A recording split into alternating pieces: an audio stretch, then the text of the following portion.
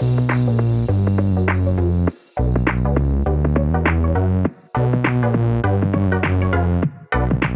welcome everybody to another episode of Chris and Dave's Reality Cast. I am one of your hosts, Chris Phelps, and my co-host and very good friend is Mr. Dave Horrocks. Hey there, Chris, and hello to our listeners out there. Welcome to Chris and Dave's Reality TV Cast. We are going to cover Love Island Season 6, The Reunion, Chris. And my word, have I waited for this. I've longed... No, I haven't really. What did you make of the reunion that's like a couple of weeks after the fucking thing finished? Dave, what a load of self-indulgent bullshit. Yeah. Fucking bunch of absolute cocks. And I tell you, I'm going off rapidly, Dave. This fucking power couple of Ian Sterling and Laura Whitmore. What a pair of cocks. She's the worst TV presenter I've ever seen. And when he's doing the voiceover stuff, yeah, he's witty. I didn't think he was on form. I think we both acknowledged that. But there was a few good lines, and there was one good line tonight about Chugs. This was shit. He's a bit of a cock. Do you think that was a good line about Chugs? I sort of laughed at that bit, the famous Chugs or whatever he said. But that's the only thing that pleasantly made me smile. The rest of it, yeah. And Ian Sterling is turning into a bit of a cock, if I'm being honest. I'm going off both of them fast. I mean, she is about as fucking good. I said it at the time. I might as well talk to an IKEA fucking wardrobe. I can tell you wound up because you keep banging your boom arm.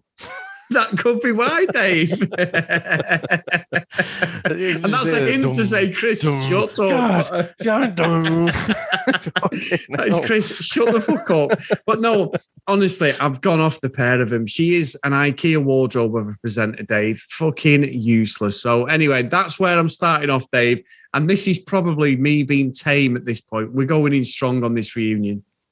Yeah, I mean, I don't know exactly what her background was before she came into Love Island. Obviously, I knew she was good friends with Caroline Flack. I don't know at what point did she get with Ian Sterling? Was it a whole Love Island thing? Is it a criteria that the presenters have to be coupled up or what? But yeah, I'm in agreement with you. I don't think honestly she's a very good presenter. Ian Sterling, he's not been on very good form the whole season, I don't think, but I thought he was particularly flat in this reunion. But Chris, I've got to call into question having a fucking reunion for a show that's been beaming live pretty much. We've been following along with it. And then it's that a few weeks after the event. I honestly kind of half forgot the reunion was on. And then it's like, oh, this lot again. Yeah. It's not like, Love is Blind, where, or even Chris, I'm going to call it out, like The Bachelor, right? Because it's all pre-recorded and it's all done and dusted before they air the first episode. Okay, if they have the kind of, what do they call it? Like the After Rose special or something like that, which is a bit of a reunion. Okay, you can kind of get that because some time has passed. This lot, they've not done anything other than probably say hello to the family members, and then they've probably been on all the local radio shows, and just on that publicity train for the last few weeks. So they've not done anything. So they've got no updates whatsoever, really. Yeah, and I think Laura trying to dramatize up the fake drama made it even more cringe for me, Dave, because she was just like, what do you think of this then? Nobody cares, Laura. Nobody fucking cares. And you're right. I mean, we started with Kaz and Tyler.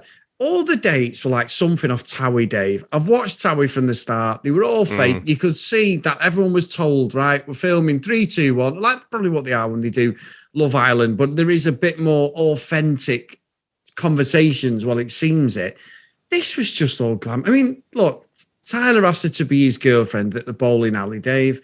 I'm not buying that he's not asked her before, but it was good TV. And I've got an issue with the producers because Kaz and Tyler were the only ones who didn't get on the subs bench, on the actual sofa. But fucking we've got Hugo and he's 4 women who he binned off. And Hugo's a sleazy fucker from what I've been reading anyway. Why is he getting attention, that knobhead? It's very weird, wasn't it? I mean, sometimes, the fucking blatant racism, there's a grayness, there's like, Yeah. well, is this just a bit clumsy and it kind of appears like kind of racism? And then it's like the fucking only black couple you've got. And who were fucking finalists, Chris? Who the fuck is Hugo? Did we give a fuck about Hugo after like week 2? No, we No. didn't. And they made a whole fucking piece about that. And, Hugo's exes. Who fucking cares? Kaz and Tyler were in the bastard final. And then they got that little bit at the start. All right, I'm not completely letting them off the hook. That fucking girlfriend thing, it was still, as far as I'm concerned, that's still on Love Island. So it's still, there's an element of fakeness to it. But they deserve their fucking time on the sofa. Yes. As a genuine fucking couple who coupled up, they went through, a journey, as they say. They went through some bumps in the road and whatever. They made it to the final. They're still together now. And we have to put up with fucking Hugo, the fucking lecherous git. I mean, I've got nothing positive to say about that bell end. He is clearly I mean, there's no way he's going back to teaching, is he? He's trying to fucking carve himself out a little TikTok career. And let's face it, I mean, it's in the papers, so I don't mind repeating it. But like, it was AJ, wasn't it, who was saying, well, he's just going around clubs. They're doing the club circuit. That's the other thing I didn't call out, wasn't it, Chris? So as well as doing all the local radio stations and interviews and stuff like that, just appearing at clubs and stuff, that's kind of what they do.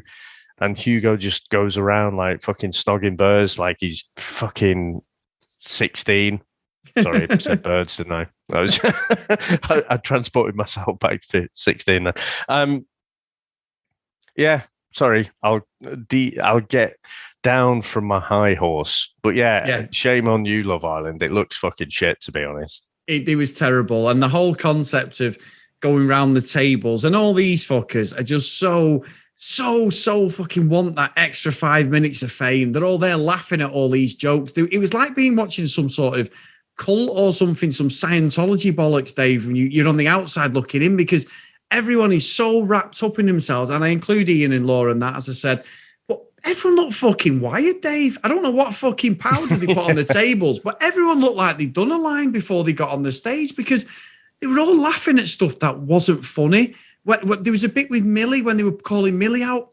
It was cringe as fuck, the whole piano thing. I was like, this isn't even funny. And, and her and Liam and I've got what I understand this, Dave. Why are they all had to quarantine? Because if you come back from an amber country, is it because they've been so many days in a certain country? Maybe it's that. I'm probably answering my own question as we talk, but I couldn't work that out, and everyone wasn't together. And I don't know. It was absolutely awful to watch. And every one of our friends who watches it with us or on the Facebook, the Discord channels, Twitter, they were all like, what is this? I mean, I've seen the reunions and they've been better than that, Dave. And this was by far the worst one they've done. Yeah. And, all the stuff about, we love a bit of drama, don't we? And there was just none. It was like everything had fizzled out. I guess everyone's thinking about their next chapter. Even Amy, who'd been pretty spicy, I know you don't like her, but I mean, it entertained me that she tore strips off Hugo. So I kind of enjoyed that, to be honest. But even she was like, yeah, I don't really like how I acted then and stuff. And I guess a bit of time and distance away from it helps that as well, doesn't it? She probably had that replayed and people shouting at her in the street about it, So I don't know. There was just nothing. This was completely a throwaway event for me. It wasn't. And I tell you, the one person who did look like he'd been taking some a day, but I think it might have been fucking Viagra, is Brad. Because by the sounds of it, he was going to fucking bang a door when he was fucking talking. He was up for anything. I can't. He said something, didn't he? Yeah. Yeah, but again, that he is. He's doing the club circuit, and he's banging. I know what he said. Multiple people a night. He did, and sorry to cut across you. He said when Laura was trying to spice up Aaron and Lucinda, Lucinda, brand Lucinda bollocks, and he went, "Well, I was actually quite turned on." And that was when he was like, I'd basically shag anything. And I was like, he is the epitome of knowing he's going on this show and going as far as he can just for that career. I mean, they're all on it for that, Dave, and it was so transparent watching it. But these reunions need to be binned off. They're just, we had to watch it, and I'm sat there making me notes like, this is terrible. And not one person I've seen, or even in my friends as well who watched it with me were like, that was terrible, wasn't it? And I was like, yeah, I don't know what they were going for there. It should have just been the narrative of telling the stories of them, a bit like when you watch I'm a Celebrity, Get Me Out of It, and they have the week later, they do when they get out, and you've got the winner, the top four, like what they've done here. It's the same format, what they've done on Love Island, but it's more a documentary style, over the shoulder camera thing. And that's it. They finish with the winners. Everyone goes. We don't have these interviews. We certainly don't have Laura Whitmore pulling out a Christmas cracker jokes for an hour, Dave. An hour and a half, actually, which is terrible. How they dragged that out. Painful, isn't it? Yeah, it's got to be one of the worst things I've seen this year. And me and you review some shit movies. And let me tell you, people, on the VHS Strikes Back on purpose. We try and outdo each other. You never listen to me and Dave on that podcast, but we will literally review some blockbusters, and then now and again we throw in some awful movies, and I don't think even any of them measure up to this, Dave.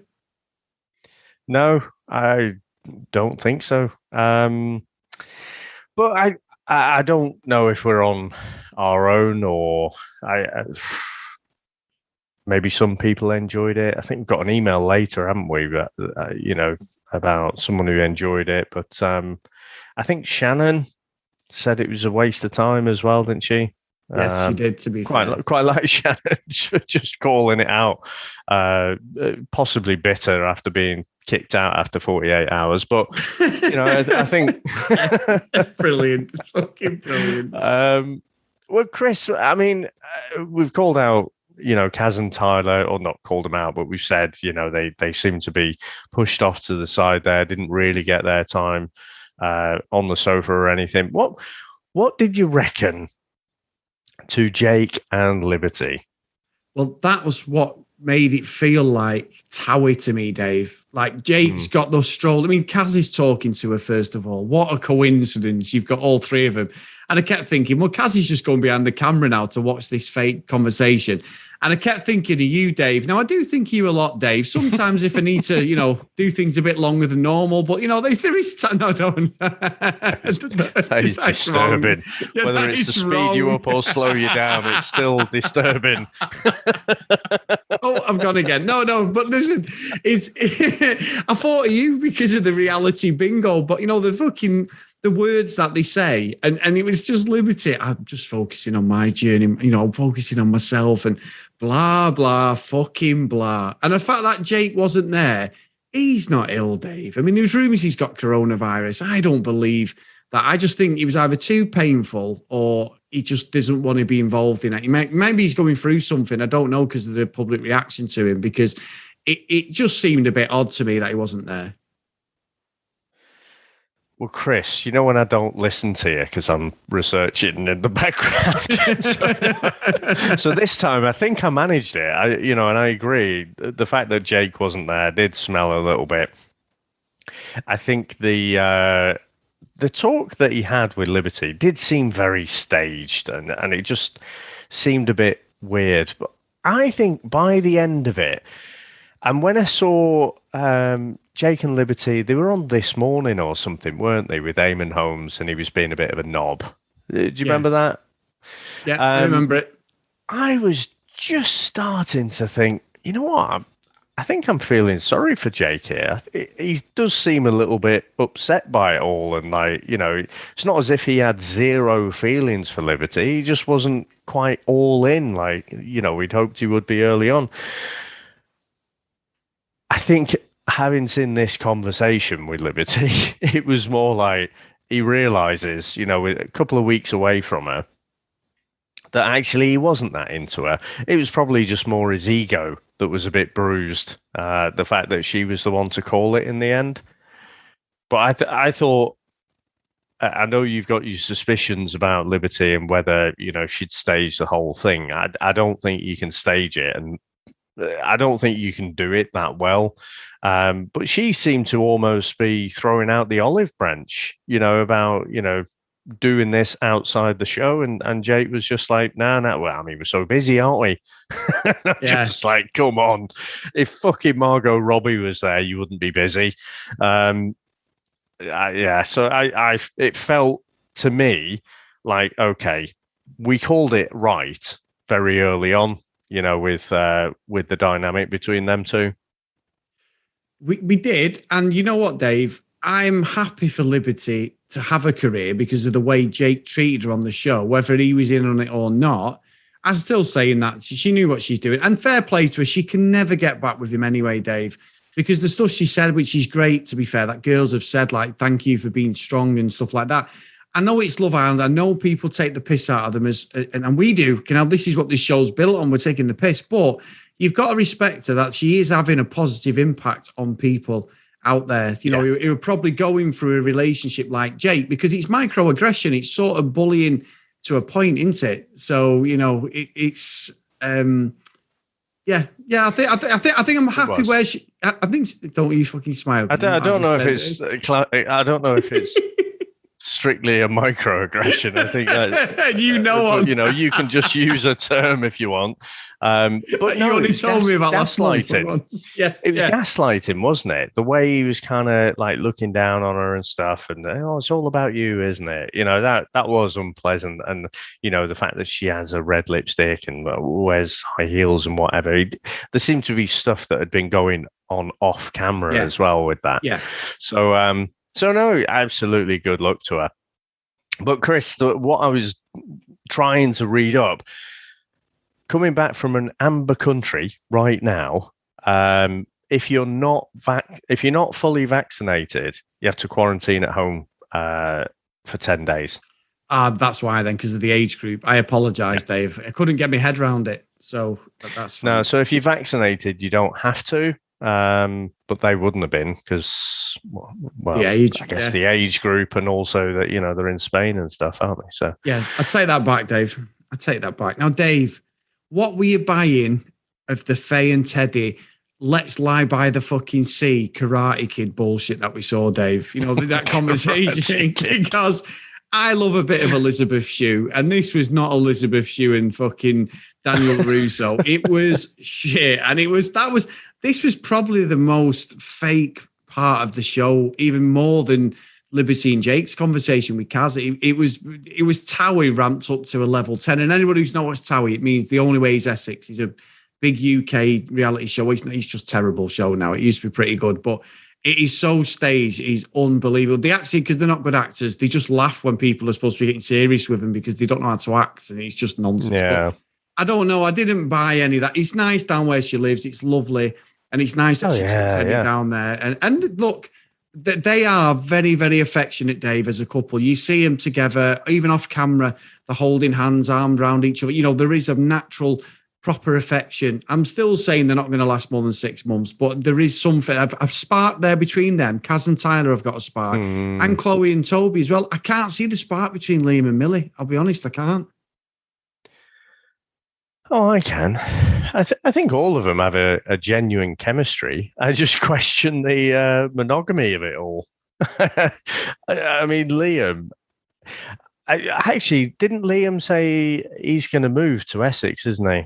That was part of the conversation, I think. And I think they have to. I know it's only like 3 or 4 hours in the car or something, but it's a bit too far away, I think. Yeah, Teddy and Faye. The challenge for them is not when they're together, is it? It's when they're not together. And if Teddy does something that isn't the absolute, it could be interpreted as doing the wrong thing on maybe one of these Love Island appearances at a nightclub or something, and then something, maybe a picture appears of him in the paper with someone else, that's when the fucking fireworks are going to start, isn't it? Yeah. And again, I think the fact that Love Island had 25,000 complaints over that whole Faye tirade, and the fact that it went way over the line, these fuckers don't care about that. They absolutely do not care. They're still sort of playing it up as if it's a bit of a laugh. Oh, look, Faye lost a temper. And, we discussed it at length at the time. It was fucking more than that. And so, yeah, I don't really hold out much hope for that couple, to be honest. Whereas Chloe and Toby, Chris, just seem like they have more fun than the average bear, don't they? I mean, they're just having a ball, like with everything. And we even got to see the famous #United Chris down the local park doing a bit of practicing.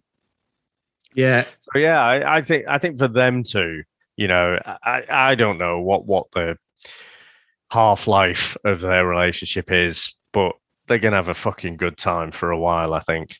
Yeah, and I'm with you on that. It was a nice date when he's playing football. It's obviously all set up, but it works for what it is, and they're just happy-go-lucky, aren't they? They're laughing and stuff. But I think as well, we were talking about the show as an overall production. How long did we have to spend on fucking Millie playing the piano and Millie having that fake laugh and everyone else laughing at it? It wasn't even funny, was it? Like, the joke was the first couple of days, and we had Tom Jones, not unusual, and they just kept going over and over it. And like, we get it. It was funny, and it was good to see the memes online and that. I've got no problem with that. But like you said, we're 2 weeks down the line. It's still not funny now. It's not funny now. The boat has sailed. We had loads of time in this episode wasted on that. You know what, Chris? This is almost like David Brent scripted this whole night. Because the funny people are the ones who put the memes together in the first place. So literally before that episode had finished with Millie and then you had Kaz and Tyler, and then someone put, superimposed Millie in the background trying to play the fucking keyboard. And then a little bit later in the evening, you got Liam doing his Tom Jones there as well. They're the funny ones. And it was funny at the time. But it's like they're trying to hijack the memes and like, oh, look at that. This was funny 2 weeks ago. It just all falls flat. It's like they're trying to be funny, but it's like a reflected glory kind of thing. I don't know. It's just, yeah, we're a pair of miserable bastards, aren't we? But I know, we've proper got in on it. I don't know if it's the timing as well. Like I say, they went for 2 fucking months, Chris. I know. By the end of it, we were knackered, weren't we? And then I don't really care about any of this lot now, I don't think. I want to see where they are in 6 months. That's what I would watch and be genuinely interested in, that reunion. Yeah. It's not a reunion if they've been fucking back for 2 weeks and in quarantine for 10 of those 14 days. I know. And that's, that's a great point, because in 6 months, you're going to see everybody fall apart. It's going to be girls v girls, the girls v the boys again, won't it? They'll all side with each other. So I think you're right. Tell us something that you've done, in the last 6 months. That might be interesting, about all the different things you've done. You haven't fucking done anything. And we only saw you a few weeks ago. So, yeah. And I will say, Dave, you've got like these top journalists. A lot of people slag off Piers Morgan, and quite rightly. I'm not saying that they're wrong, but he is a good interviewer, Dave. He will mix a fucking bellend. He is a bellend. But you like him because he puts he's a blunt instrument. So if he's fucking attacking the politicians, all right. Yeah, the politician. No, the politicians. He's a fucking bigoted prick. Oh, no, Dave. I can't disagree with you. I just love the fact when he goes at the politicians, he just gives them aggro. And now he doesn't do it on his daytime show. But Michael Parkinson then, Dave, someone who in his day was a great interview, would get that little bit of controversy out of people, little bit, they'd open up a little bit. Obviously, I know it's all lovey-dovey stuff, but, If I may, Chris, if I may suggest one person, I don't know where you're going with this, but one interviewer who can get that bit of controversy out, Dennis Pennis. It's Alan Partridge, but yeah, Dennis Bennett is, yeah. I think Alan Partridge works as well. Yeah, so don't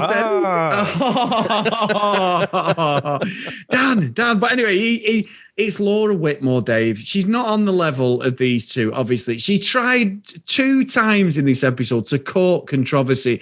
She gets Millie over, and Millie's there, and she's like, how do you feel, Liam?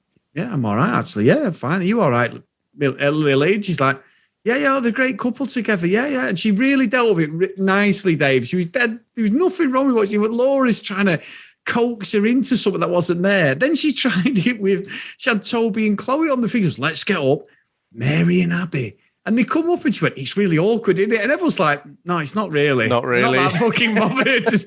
Really, Laura. And I was sat there, fucking got my pillow. At one point, I got the pillow behind me, fucking over my eyes, like, what the fuck is she doing? She was really trying to be like this top interviewer who can just get that little bit of fucking spark out of him. And none of them were bothered. Everyone's friends. Everyone's like, but we're really not falling out. We're really friends. And I think the right couples ended up together in the end, actually, Laura. And she's like, oh, that was really tense, wasn't it? It fucking wasn't, Laura. What are you trying to say? We can see what's going on here. This was almost as fake as some of the fucking relationships in the house are. And like you say, Dave, we sound like 2 moaning old bastards in this episode. But I think you're right. I think 2 months of this bollocks, this is the full stop we needed to have a break for a couple of months at least. You know, Chris, at times we call out, obvious producer interference.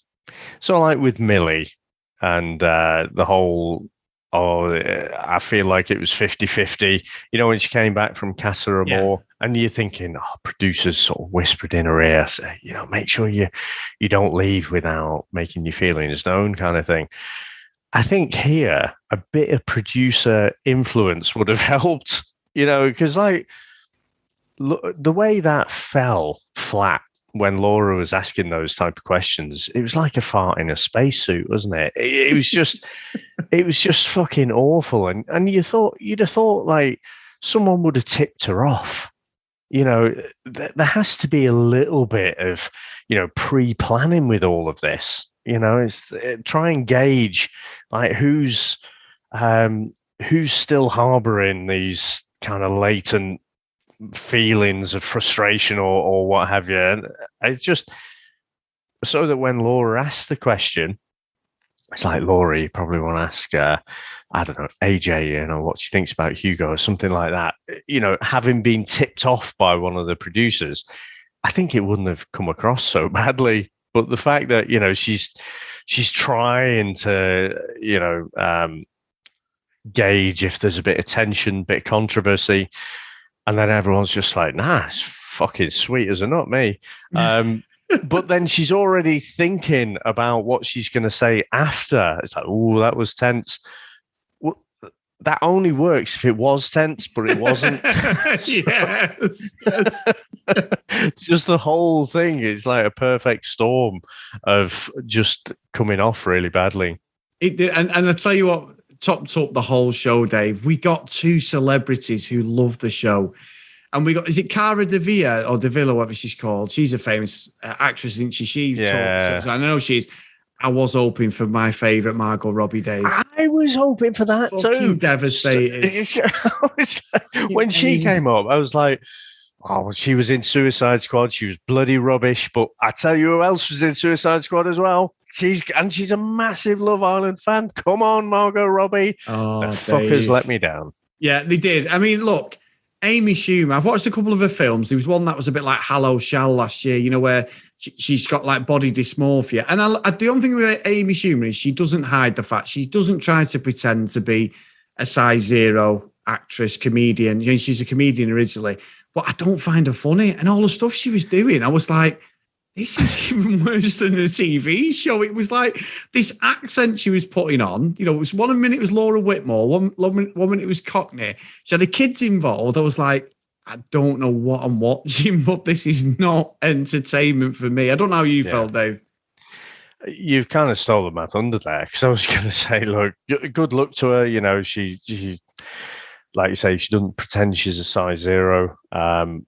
or anything. She sort of pokes fun at that. I just don't find anything about her funny. That's from this little clip here, but also anything I've seen her in before. It's just, yeah, it might be funny to someone. It's just all falls flat for me. Yeah, and I don't think anybody in the UK, I don't know how people outside the UK felt, but it's just not, just wasn't funny. That's a good point, isn't it? She's just not that big here. No. I mean, I'm inclined to think because she's not fucking funny, but I mean, there must just be something in the British humour that just doesn't resonate with what she does, because someone must find her funny. Somebody, Dave, definitely. Like I say, I've watched one of her films. I've seen her in a few films. One of them was actually okay, this film we watched. It was just a proper rom-com type film. That's it. But I know of her a lot because a lot of the podcasts that I listen to, the American ones, they mention her being like she was one of the proper trailblazers for female comedians, Dave. So she is a famous comedian more than an actress, and she sort of moved over into a bit like Kevin Hart. She's what? She's a trailblazer for female comedians. That's what I've heard, Dave. Honestly, I'm not bullshitting you. That's what she was first before an actress. Fucking French and Saunders. No, we're doing it 30 years ago. They're not fucking funny either. So let's not even go down that route. I can't stand them either. They're fucking English. Oh, they're terrible. But yeah, I don't know. You know who's funny? Rebel Wilson. Yeah, Rebel Wilson's good. Yeah, she is good. Yeah. She is funny. Genuinely funny. Yes. Should have had her on. That's true. And she is funny. I've watched loads of her movies, Dave. The one of the best ones are with Anne Hathaway, where they're like the thieves and they like sort of do like sugar daddy stuff with the guys and that. I think it's on Netflix, but there's a few I've watched with Rebel Wilson where she's pretty funny in them. There's one with Liam Hemsworth as well. A bit like Groundhog Day. You know what, Chris? You keep stealing my thunder here, not intentionally, but we should do some pre-planning, shouldn't we?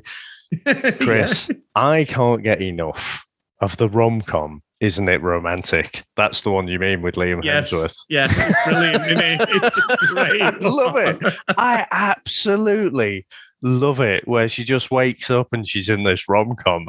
I think it's so well done. I think it's brilliant, and I love that. Oh, you know, you love rom-coms anyway, don't you? I mean, I enjoy them, but probably don't have the same love for them as you do, but for Isn't It Romantic, I really do. Well, you know what, and that's true. You know, if anybody bumped into me in real life, you'd be like, Chris, you are not the type of guy I would imagine would be into rom-coms. reality TV show, especially with all the guys I work with. You know, I'm 6'2", I'm about 16 stone. You know, I'm a big guy, and no way would you think, I can't believe it. But me and Sam, if we're there, Dave, on a Sunday afternoon, we need a film, I will go on Rotten Tomatoes and IMDb the best rom-coms of 2021, and I'll vet them and go, watching this one. And I love the story where in a rom-com, this is so boring. We've been to cinemas and stuff to watch them, Dave. I don't care what people think. This is so bizarre, my film taste. And the next minute, I love like someone getting the head decapitated in, say, Lethal Weapon, or, you know, they love The Godfather for stupid things like that. But there's a redemption. There's a couple who are splitting up. They're on the verge of splitting up, Dave. And they split up and, you know, they don't see each other for months and they try again. And then it all falls apart. And I love the redemption because you know why, Dave? I'm going to be honest with everybody. And I know I'm only speaking between me and you, Dave, so no one else is listening. If it doesn't bring a tear to my eye, Dave, it's not a rom-com for me. I love that little redemption at the end. It's so pathetic, but I love the final act when it all comes together, when they realise that this was the person they should have been with all along. The fact that actually this ugly duckling just had to take her glasses off and do her hair, and that's it. She was stunning. Yeah, that's me. Are you going to write that as a script, Dave? That is exactly what I love. They are good, are they? Oh, mate. I mean, I don't care what people. I love a rom-com. I just think them.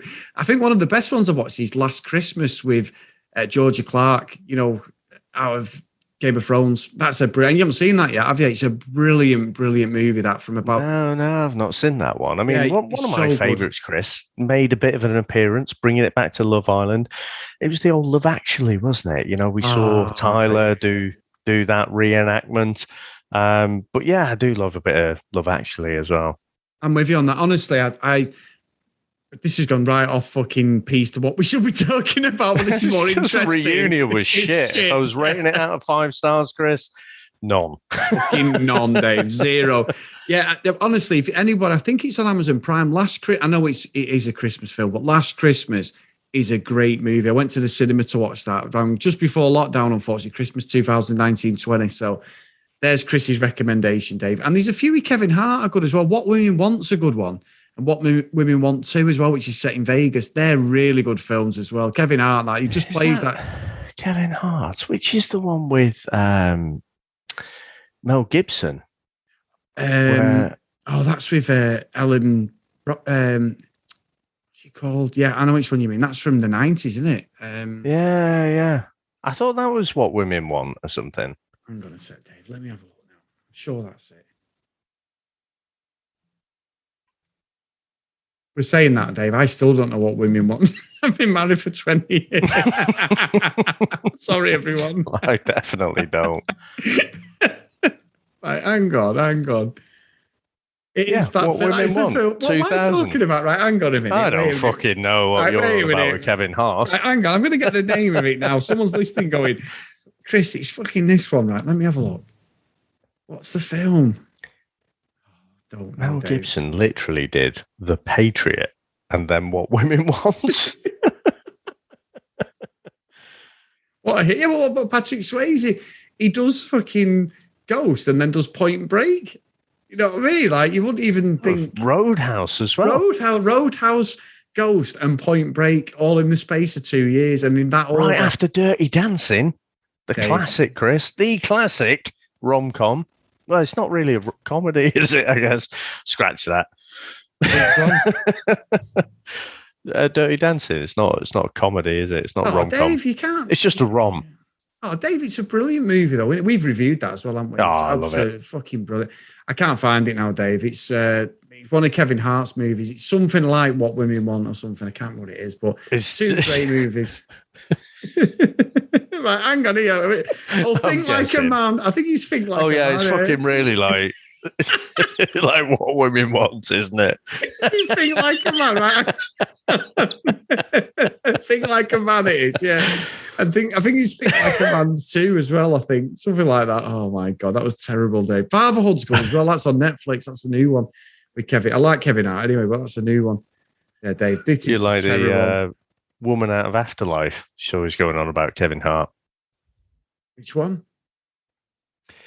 The like ginger one from Bolton. Oh gosh, with the glasses. Yeah. So he's going on about Kevin Hart. Now, Chris, obviously we've been on a massive tangent there and we've divulged to everyone that we're massive rom-com fans. But have you got anything else to say about the Love Island reunion? Apart from, I think I disliked Hugo during the series. I didn't start off there, but as you know, his behavior dictated that I moved to that position, and I just thought he just came across really slimy in this one as well. I probably dislike him even more now, I think. Yeah, sorry to cut across you. I agree. He's an absolute, and I've said it, Dave. I've actually said it, and this time I am agreeing.